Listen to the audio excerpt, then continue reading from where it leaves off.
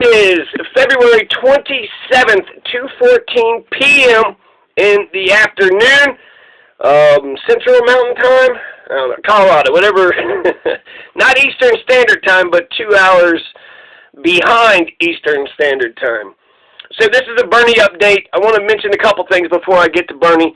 But Bernie Sanders is just well on his way to becoming the president. Major victory in Nevada. And the South Carolina debate was okay, but he was a front runner, so he kind of won by default just because now he's the front runner. How does he look as the head man in charge, as the HBIC? I mean, he looked pretty good. So, I guess real quick, I'll do a delegate count. In the delegate count, you have Bernie Sanders winning 45 delegates, which is 45% out of the total 100 delegates of Iowa and New Hampshire. And Nevada, Pete's got 25 in second place. Joe's got 15. Elizabeth Warren has 8. And then Amy Klobuchar has 7, which means they automatically are in the debates, any of the future debates, as long as you got one delegate. And so really Andrew Yang should have tried to get one delegate. It seems like this is the easiest time to be in the debate. Yeah, everybody be calling for you to quit, but that's just because they want, some other guy to win. If you got, I want to know actually which one of these candidates have a strong resolve. Which one of these candidates are actually going to go to the convention? A lot of them are indicating it. A lot of them are, insinuating it. But unless they all unite together behind one candidate, Bernie's going to take this. He's going to run away with this thing, and that's fantastic. Been fantastic, right? Just fantastic, absolutely fantastic. Bernie Sanders is just on the upward trend. I don't want to get overconfident, though, because it's not over until it's over. It's not over until the fat lady sings. It's not over until Bernie Sanders gives his oath of office in Inauguration Day in January 2021. That's when, I'll be like, oh, my God, we actually fucking did it. America, we actually said, you know what, we're not a greedy asshole piece of shit lying, 15,000 lies. Jesus Christ. You're going to impeach Bill Clinton over one lie in a court. Meanwhile, Donald lied to you 15,000 times. But that's who we are as people, right? Capitalist imperialists just spout off at the mouth. If you got to lie to make, cover your ass, who gives a fuck, right? No, that's not who I am. And so, Bernie Sanders is fucking vital. We have to get Bernie Sanders elected as president, just to get back into the middle, just to become moderate. He's an Eisenhower Republican. He is actually less socialist than Eisenhower because Bernie only wants a 90% marginal tax rate, whereas Eisenhower wanted 92%. So Eisenhower is a bigger socialist than Bernie Sanders. Bernie Sanders is a conservative compared to Eisenhower. Bernie Sanders is a centrist, a moderate in the entire spectrum of world history. So in the whole spectrum of where we're at, right, we're off the charts. We're not even... So yeah, Bernie Sanders is winning the delegate count. He's well on his way to win South Carolina primary. The debate happened yesterday, 2 days ago, and then now that's Thursday, Friday, Saturday is when the South Carolina primary is going to happen, and then you're going to have Super Tuesday just right around the corner, 3 days later on that Tuesday. And I think that should, tell the tale. Hopefully Bernie Sanders just beats the shit out of them. And, both Super Tuesday and South Carolina just taking an overwhelming amount, just taking a lead that's just insurmountable. And everybody else just drops out and realizes that he's going to be the nominee, and give him the nominee now and start campaigning on his behalf instead of tearing the man down, lifting him up, elevating, get the Democratic machine behind him, and then, polish Bernie and make him the most perfect man ever.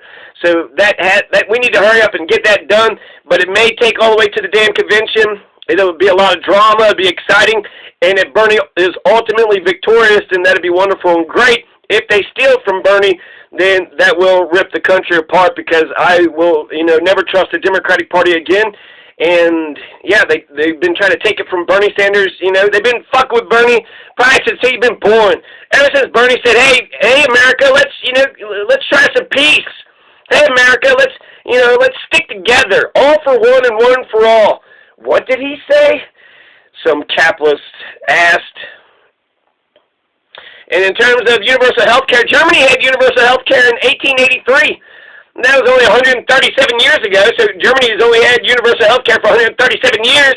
Germany has only had a, Fidel Castro Cuba healthcare system for 137 years. A Bernie Care, Obamacare, government health care, they've only 130, that was back in 1883.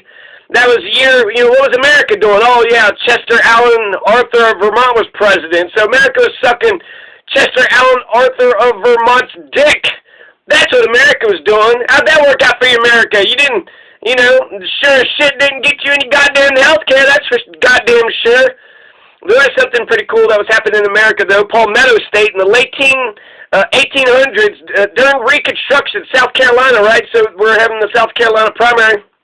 A badass fact about South Carolina was that during Reconstruction, you had a constitutional assembly that was, elected and gathered to write a brand new constitution. 76 of 124 of those delegates, of those members, were black. This is 1800s. This is Reconstruction. This is before Martin Luther King, before integration. So South Carolina, the majority of the delegates were blacks. That means black folks wrote their own constitution for South Carolina. South Carolina had a constitution written up by black folks. You're going to have Tillman and white supremacy eventually destroy that, but it was fantastic. New York Times calls them unlettered Ethiopians, but they also pointed out that even though they're rusty in parliamentary procedure, they were getting it done. They actually cared about the damn thing. They actually wanted to establish a strong foundation for the future of their state. So they were doing, kicking ass and taking names. More than 50%. So South Carolina, they had, black folks had a constitution written for not just black folks, but for everybody. So that's the constitution South Carolina should have today. But I think they got that Pat Tillman white supremacist constitution, so they should just chuck that constitution out and then embrace the part of the past of when they were legendary, absolute fucking badass motherfuckers. Like West Virginia. West Virginia separated because they didn't want to fight in the name of slavery. They separated to stick with America, to stick with the United States of America to fight against slavery. So why do they have such a backwards culture? They did something fantastic. They did something great. South Carolina, exact same thing. My God, in Reconstruction, South Carolina was the most progressive state in the Union. Now, South Carolina can barely pull its pants up. So, yeah, that's one great thing about South Carolina. A fact you didn't know. During Reconstruction, their constitution was written mostly by black folks. 76 of 124. That's greater than 50%. I bet you didn't know that Fidel Castro eliminated Christmas as a federal holiday in 1969. So that means as a federal holiday, right? Cubans don't celebrate Christmas as a federal holiday, just like the Puritans, but they didn't, revoke a holiday. The Puritans would fine you. It was banned. Christmas was banned. The Pilgrims banned Christmas, and you got 5 shillings. You had to pay 5 shillings if you started singing, fa la la la la la la. So when it comes to Christmas, the Puritan Pilgrims were worse and hated Christmas. Their war on Christmas was, much more ingrained than Fidel Castro.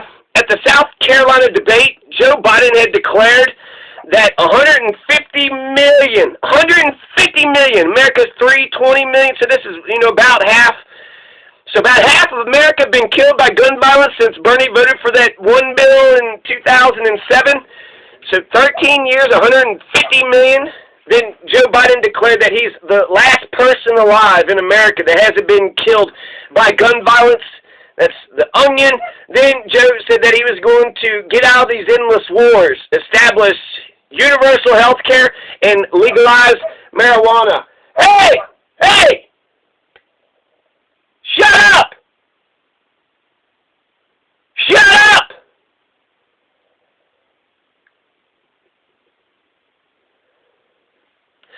So Joe Biden says that, he's going to actually become, progressive. Nah, he's a neoliberal. God damn it.